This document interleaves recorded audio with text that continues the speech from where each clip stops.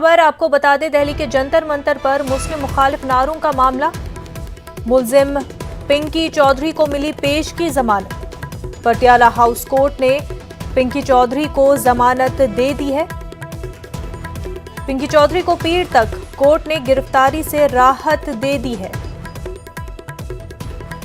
पीर को इस मामले पर अगली समाअत होनी है। पूरा मामला आपको बता दें, दिल्ली में जंतर मंतर पर आंदोलन हुआ और उसी आंदोलन में मुस्लिम मुखालिफ नारे दिए गए और वो वीडियो वायरल हो गया। इस पूरे मामले में मुलजिम पिंकी चौधरी को जमानत मिल गई है। पटियाला हाउस कोर्ट ने पिंकी चौधरी को पेश की जमानत दे दी है और इस जमानत से पीर तक के लिए गिरफ्तारी से राहत मिली है पिंकी चौधरी को। और अब इस पूरे मामले को लेकर पीर को अगली समाअत होनी है।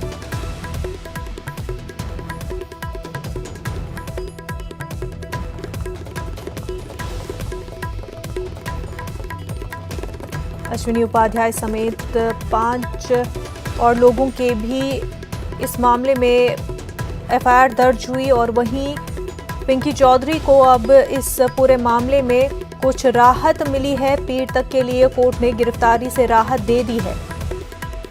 अगली समाअत इस पूरे मामले को लेकर के पीर को होनी है।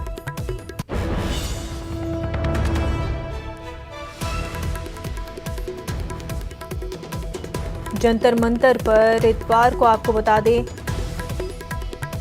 भारत आंदोलन हुआ और इस आंदोलन में मुस्लिम मुखालिफ नारे दिए गए। अश्विनी उपाध्याय की जानिब से ये माना जा रहा है कि ये आंदोलन ऑर्गेनाइज किया गया और इसी मार्च में मुस्लिम मुखालिफ नारे दिए गए। इस पूरे मामले पर अश्विनी उपाध्याय और दीगर 5 लोगों के खिलाफ मुकदमा दर्ज हुआ, जिसमें पिंकी चौधरी भी शामिल है। लेकिन पिंकी चौधरी को आपको बता दें, पेश की जमानत पटियाला हाउस कोर्ट से मिल गई है। पीर को अब इस मामले पर अगली समाअत होनी है।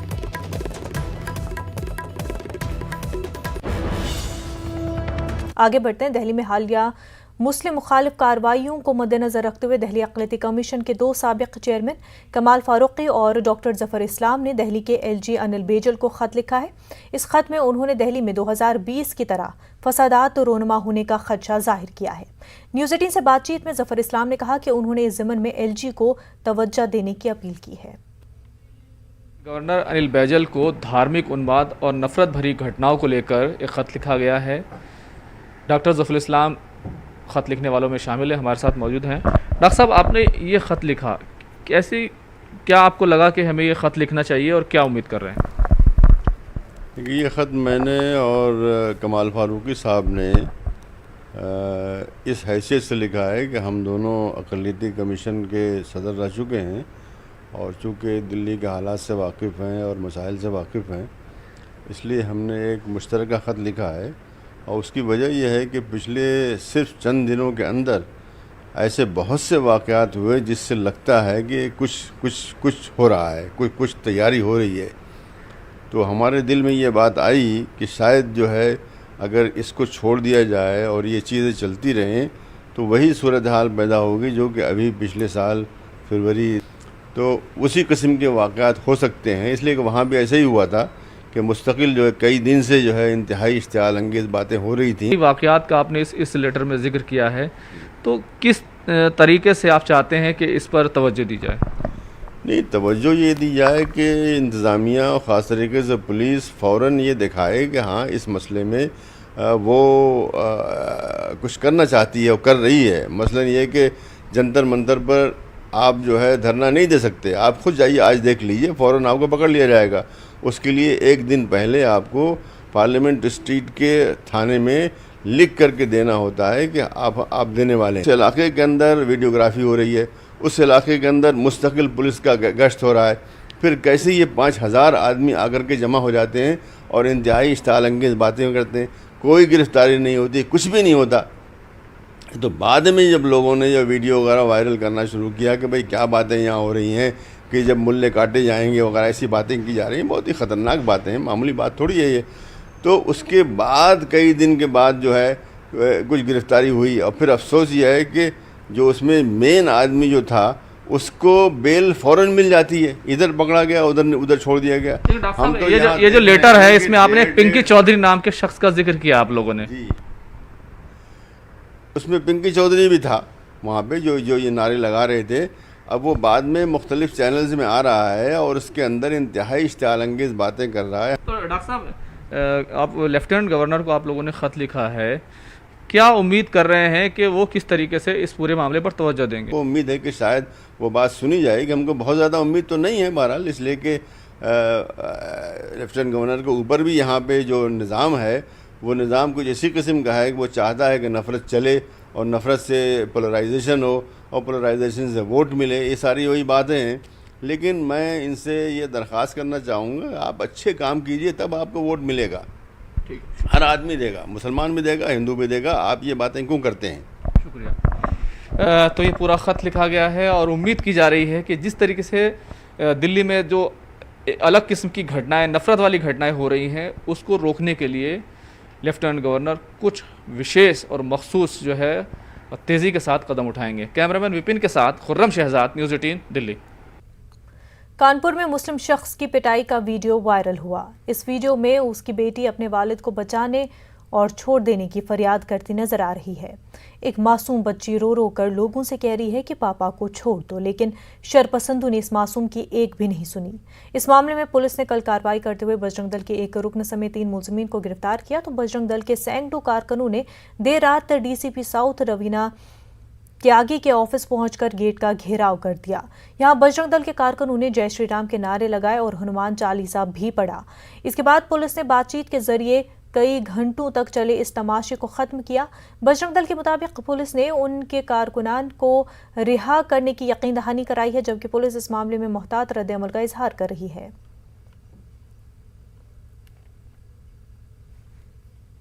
प्रताड़ित किया जा रहा था, जिसकी FIR 9 तारीख को पुलिस प्रशासन को की गई थी और 354 की धारा पर कार्रवाई की गई थी। उसके बावजूद कोई कार्रवाई नहीं हुई। उसको बराबर परेशान किया जाता रहा, तंग किया जाता रहा, जिसके विरोध में बजरंग दल कार्यकर्ताओं ने उसको पकड़कर अरेस्ट कराया। उसके बाद पुलिस प्रशासन ने हमारे कार्यकर्ता को अरेस्ट कर लिया उन धाराओं में जिस पर अरेस्टिंग तुरंत नहीं बनती थी, जिसके रोष में बजरंग दल के कार्यकर्ता एक साथ एकत्रित हुए और उन्होंने एसपी साहब का घेराव किया कि जब तक हमारे कार्यकर्ता को छोड़ा नहीं जाएगा तब तक हम यहाँ से नहीं जाएंगे। और बजरंग दल कार्यकर्ता यह प्रण करके आए थे कि अगर हमारे कार्यकर्ता को छोड़ा नहीं गया तो हम प्रत्येक थानों पर अपनी गिरफ्तारी देंगे। कल जो बर्रा थाने में मारपीट की एक घटना हुई थी, उसके संबंध में 3 अभियुक्तों को गिरफ्तार किया गया था। इन अभियुक्तों को गिरफ्तार कर लिया, आगे इसमें नियमानुसार कार्रवाई की जाएगी। नहीं, अभी किस तरीके का आश्वासन पे लोग होते हैं, क्या कहा गया कि तत्काल छोड़ा जा रहा है? नहीं, इस पर नियमानुसार कार्रवाई की जाएगी। नियमानुसार वो तो कह रहे हैं तत्काल उनसे कहा गया जब छोड़ देंगे। इसमें जो भी नियम के हिसाब से जो कार्रवाई होगी उसको अमल में लाया जाएगा, आपको अवगत करा दिया जाएगा। इस संबंध में पहले से दोनों पक्षों की तरफ से मुकदमा दर्ज है और मुकदमे की विवेचना प्रचलित है। इश्तियाल अंगेज तकरीर करने के इल्जाम के मामले में डॉक्टर कफील ने पुलिस चार्जशीट और जिली अदालत की कार्रवाई को हाई कोर्ट में चैलेंज किया है। इस मामले पर आइंदा समाअत 17 को होगी। वाज़ेह हो कि CAA और NRC के खिलाफ AMU में तकरीर की थी। डॉक्टर कफील ने जिली अदालत में चल रहे मुकदमे को कालादम करार दिए जाने की अर्जी की दाखिल की है। डॉक्टर कफील पर गैंगस्टर समेत कई संगीन दफात के तहत पुलिस ने मुकदमा दर्ज किया था। अब अफगान फौज के लिए तालिबान को रोकना नामुमकिन होता जा रहा है। ज़राए के मुताबिक अब तालिबान ने लश्करगाह पर भी कब्जा कर लिया है। जुमेरात को तालिबान ने दावा किया था कि उन्होंने जनूबी शहर कंधार पर कब्जा कर लिया है। वाज़ेह हो कि कंधार अफगानिस्तान का 34वां सूबाई दारुल हुकूमत है, जिसे उन्होंने अपने हफ्ते भर के हमले में हासिल कर लिया है। कंधार पूरे मुल्क का दूसरा बड़ा शहर भी है। जब कंधार पर तालिबान ने कब्जा कर लिया तो सरकारी अफसरान और उनकी टीम हवाई जहाज के जरिए शहर से फरार होने में कामयाब हो गए। हिरात पर कब्जा तालिबान की अब तक की सबसे बड़ी कामयाबी तस्वुर की जा रही है। तालिबान ने एक हफ्ते तक जारी रहने वाले हमले में अफगानिस्तान के 34 सूबाई दारुल हुकूमतों में से 11 पर कब्जा कर लिया है।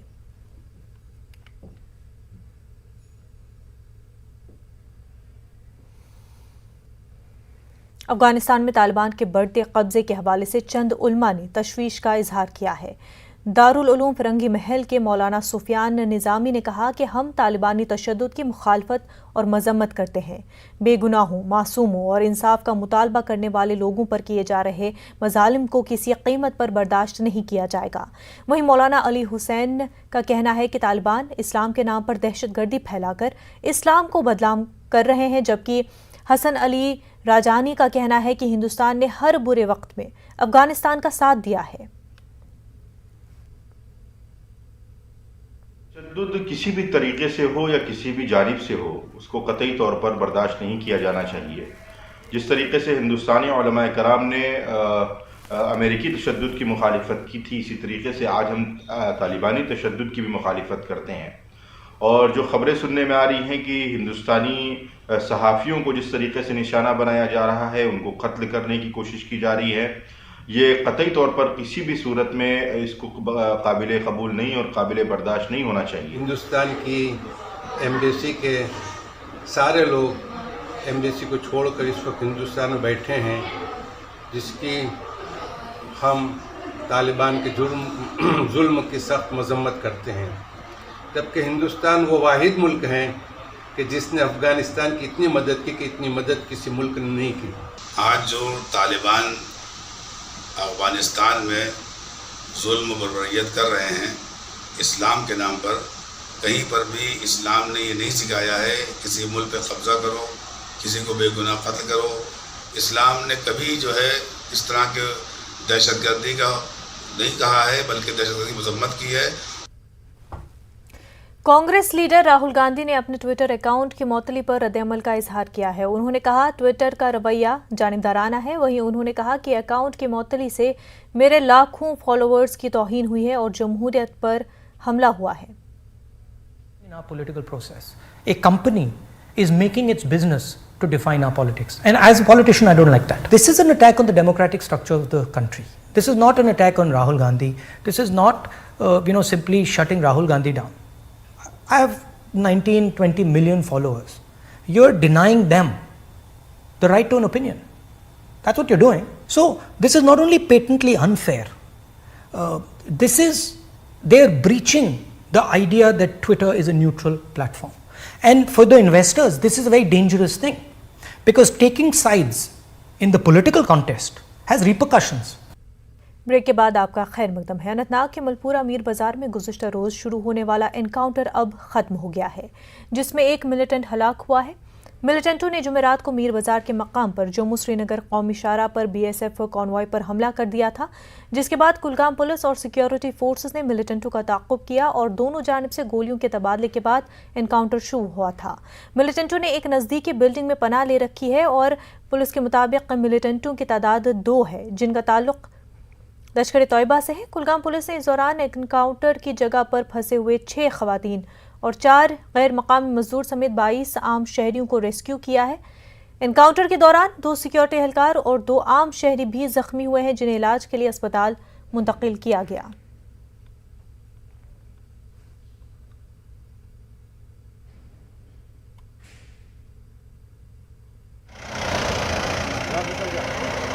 के पहले इनपुट जनरल आता है और हम लोग पुलिस सिक्योरिटी फोर्स अलर्ट थी।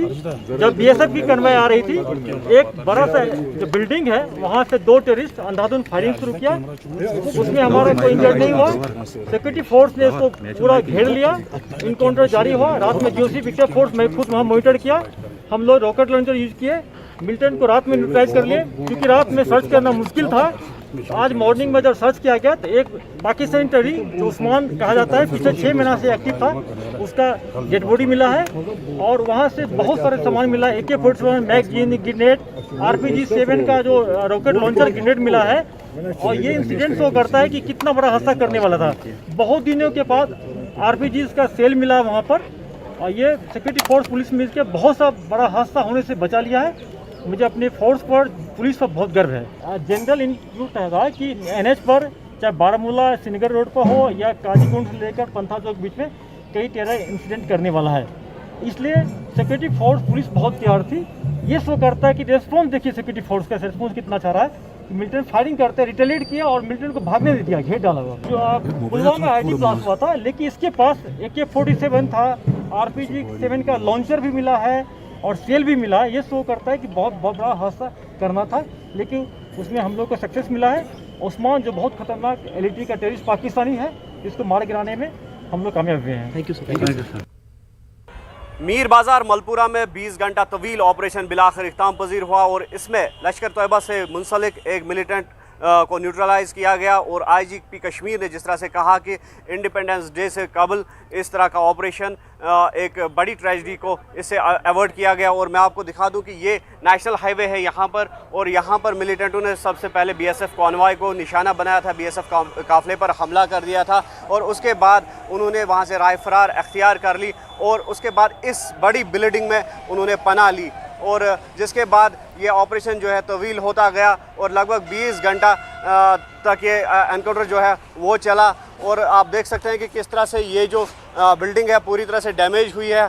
पुलिस ने हालांकि इसको सील किया है, कुछ लोग जो है अंदर घुसने की कोशिश कर रहे हैं, लेकिन पुलिस का साफ तौर पर कहना ये है कि अभी तक इस एरिया को पूरी तरह से सैनिटाइज नहीं किया गया है और कुछ भी हो सकता है, इसलिए लोगों से इस साइड से दूर रहने की तलकीन की गई है। और आपको हम दिखाना चाहेंगे कि किस तरह से जो ये बिल्डिंग है मल्टी स्टोरीड बिल्डिंग है, इस पर रात भर जो है दोनों अतराफ से गोलियां चलती रही मिलिटेंटों की जानिब से भी और सिक्योरिटी फोर्स की तरफ से भी। और जिसके बाद इस बिल्डिंग को निशाना बनाया गया जब ये पता चला कि मिलिटेंटों ने इसी में पनाह ली है। और आप देख सकते हैं कि किस तरह से ये बिल्डिंग जो है पूरी तरह से डैमेज हो गई है, हालांकि काफ़ी स्ट्रॉन्ग बिल्डिंग है और मल्टी स्टोरीड बिल्डिंग है और काफ़ी नुकसान हुआ है इस बिल्डिंग का। और बिलाखिर 20 घंटे के तवील ऑपरेशन के बाद जो ये ऑपरेशन है ये इख्ताम पजीर हुआ है और एक मिलिटेंट को इसमें न्यूट्रलाइज़ किया गया। हालांकि IGP कश्मीर का जिस तरह से कहना है कि मिलिटेंट दो मिलिटेंटों की तादाद जो थी वो 2 थी जिन्होंने जम्मू श्रीनगर नेशनल हाईवे पर BSF कॉन्वॉय को निशाना बनाया था, लेकिन एक ही मिलिटेंट की हलाकत जो है उसकी तस्दीक हुई है पुलिस की तरफ से। और आप देख सकते हैं कि जिस तरह से ये बिल्डिंग है यहाँ पर लोग अभी जमा हो रहे हैं और अंदर जाने की कोशिश कर रहे हैं, लेकिन पुलिस ने साफ तौर पर मना कर दिया है कि किसी भी मुमकिन हादसे से बचने के लिए इस बिल्डिंग से दूर रहने की अपील की गई है आवाम को। और ये बिल्डिंग जो है पूरी तरह से अभी तक जो है डैमेज हुई है, जो इसकी खिड़कियाँ हैं या फिर दरवाजे हैं या फिर शीशे हैं वो पूरी तरह से डैमेज हो चुके हैं। न्यूज़ 18 के लिए मीर बाजार मलपुरा से मुदस्सिर कादरी। मुल्क में कोरोना के 40,120 नए मामलों की तस्दीक हुई है। आदाद शुमार के मुताबिक गुज़िश्ता 24 घंटों में 585 अमवात दर्ज की गई हैं, जबकि एक दिन में 42,000 से ज़ायद मरीज सेहतियाब भी हुए हैं। मुल्क में कोरोना के 3,85,227 एक्टिव मामले हैं। दूसरी तरफ मुल्क में कोरोना के खिलाफ टीकाकारी तेज़ी से की जा रही है। पिछले 24 घंटों में 57,31,574 लोगों को कोरोना का टीका दिया जा चुका है, जिसके बाद अब मुल्क में 52 करोड़ 95 लाख से ज़ायद लोगों को वैक्सीन दी जा चुकी है।